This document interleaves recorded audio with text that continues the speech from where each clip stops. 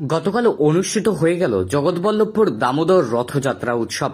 আনুমানিক প্রায় 400 বছরেরও অধিক প্রাচীন এই দামোদরের রথযাত্রার পিছনে রয়েছে এক অজানা ইতিহাস। একসময় ভাঙা রথ নিয়েই উৎসব পালিত হয়েছে, তবু রথের চাকা বন্ধ হয়নি।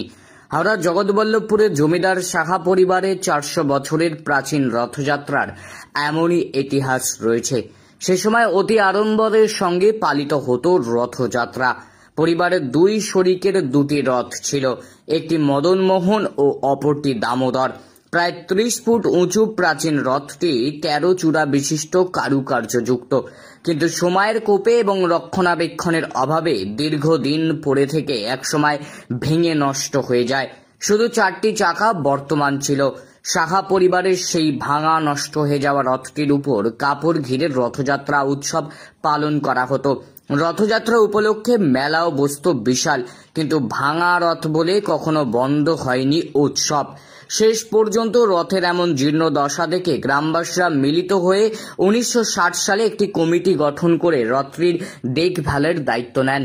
কমিটির প্রাক্তন যুগ্ম সম্পাদক স্বপন মল্লিক বলেন, দামোদরের রথটিকে পুনর্নির্মাণ করার সময় জগৎবল্লভপুরের মানুষ ছাড়াও আশেপাশের গ্রাম যেমন ইছানগরী, ঝিংরা, গোয়ালপোতা প্রভৃতি গ্রামের মানুষও রথ তৈরির জন্য প্রয়োজনীয় নিম কাঠের জন্য নিমগাছ ও অর্থ দিয়ে সহযোগিতা করেছেন।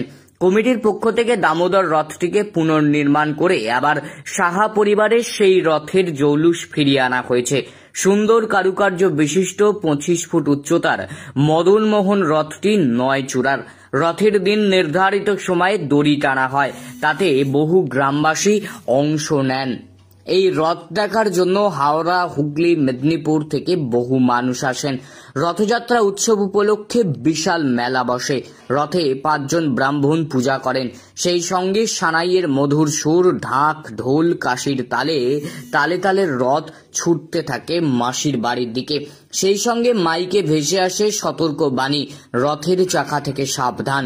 আজও চলেছে সেই একইভাবে, শুধু সময়ের সাথে সাথে মানুষের সমাগম আরো বেড়ে চলেছে।